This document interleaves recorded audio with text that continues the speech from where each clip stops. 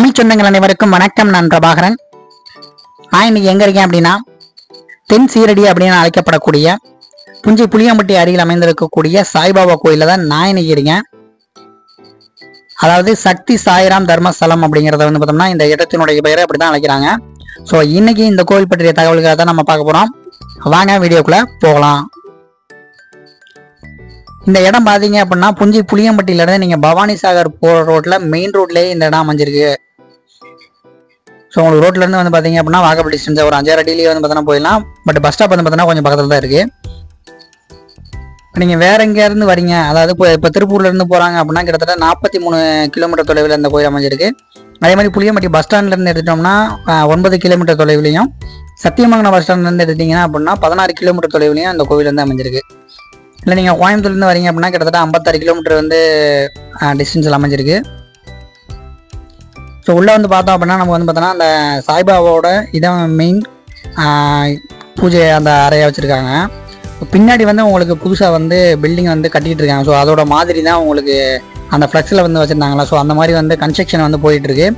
இப்போதைக்கு வந்து பார்த்தோம் அப்படின்னா இந்த பில்டிங்கில் தான் சாமி வச்சுருக்காங்க. ஸோ ஒரு மெடிடேஷன் ஹால் மாதிரி இருக்குது. நிறைய பேர் வரவங்க பார்த்தாங்கன்னா அங்கே மெடிடேட்டும் பண்ணிகிட்டு இருக்காங்க. ஸோ அங்கே வந்து பார்த்தோன்னா சைடில் வந்து அந்த அதுக்கு உள்ளே வந்து நமக்கு கடைகளும் வந்து வச்சுருக்காங்க. இந்த கோவிலினுடைய டைமிங் அப்படின்னு எடுத்துட்டோம்னா காலையில் 6 மணிக்கு ஓப்பன் பண்ணுற கோவில் வந்து நைட்டு 7:30 வரைக்கும் ஓப்பன்லேயே தான் இருக்குது.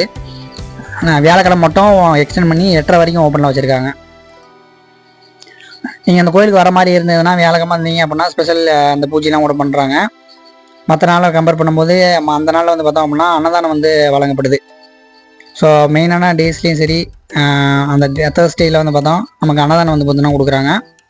கோயிலுக்கான நன்கொடையும் வந்து வாங்கிட்டு இருக்காங்க. ஸோ பக்தர்கள் யாராவது போய் நன்கொடை கொடுக்கணும் அப்படின்னு விருப்பப்பட்டீங்க அப்படின்னா இதுலேயே வந்து பார்த்தோன்னா அவங்க நம்பர்லாம் கொடுத்துருக்காங்க அந்த போர்ட்லேயே. ஸோ அவங்கள கான்டாக்ட் பண்ணி நீங்கள் நன்கொடை கொடுக்குற மாதிரி இருந்தாலும் கூட கொடுக்கலாம்.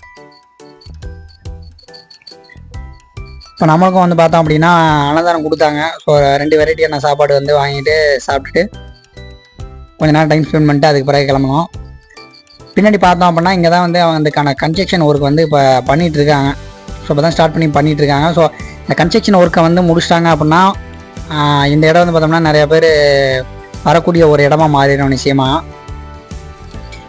வியாழக்கிழமை வந்து பார்த்தோம் அப்படின்னா எக்ஸ்ட்ராவாக அந்த 12 மணிக்கு ஒரு ஸ்பெஷல் பூஜை பண்ணுறாங்க. அதே மாதிரி 8 மணிக்கும் ஒரு ஸ்பெஷல் பூஜை வந்து பண்ணுறாங்க அப்படின்னு சொல்லப்படுது. இந்த கோவிலினுடைய மெயினான நோக்கம் என்ன அப்படின்னா, அதாவது சாய்பாபா அவங்களினுடைய கொள்கையில் வந்து அவர்களுடைய பக்தர்களுக்கு வந்து கொண்டு போய் சேர்க்கணும் பெருமளவில் அப்படிங்கிறக்காக வந்து பார்த்தோன்னா இந்த கோவில் வந்து கட்டப்படுது அப்படின்னு சொல்கிறாங்க. நமக்கு இது பக்கத்துலேயே வந்து பார்த்தோம் அப்படின்னா ஒரு பெரிய லெவலில் ஒரு அனுமான் சிலைங்கிறது நம்ம பார்க்கும்போதே தெரிஞ்சுது. அடுத்து அந்த கோயிலுக்கு தான் போகிறேன். கதிர் பெருமாள் கோவில் அப்படின்னு சொல்லிட்டு ஒரு பெருமாள் கோயில், அதை அடுத்த வீடியோவில் பார்க்கலாம். இதெல்லாம் தான் இன்றைக்கி இந்த கோவில் பற்றிய தகவல்கள். மற்றும் ஒரு நல்ல தகவல்களோடு மீண்டும் சந்திக்கிறேன். நன்றி, வணக்கம்.